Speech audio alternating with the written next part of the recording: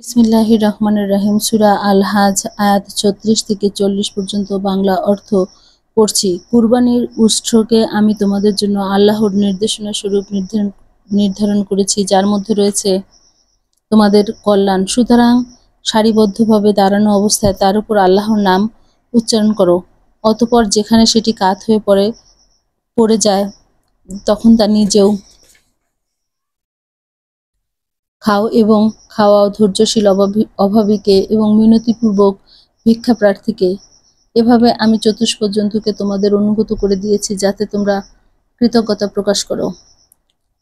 আল্লাহর কাছে কোরবানির গোশত এবং তার রক্ত পৌঁছে না, বরং তার কাছে তোমার অন্তরের পরহেজগারী।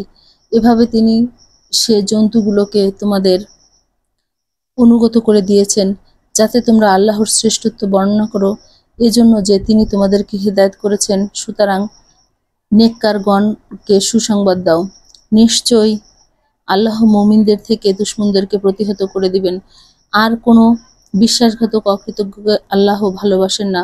অনুমতি দেওয়া হলো মোকাবিলার জন্য তাদেরকে, যাদের প্রতি আক্রমণ করেছ, কেননা তারা অত্যাচারিত। তাদের বিজয়ী করতে আল্লাহ নিশ্চয়ই ক্ষমতাবান।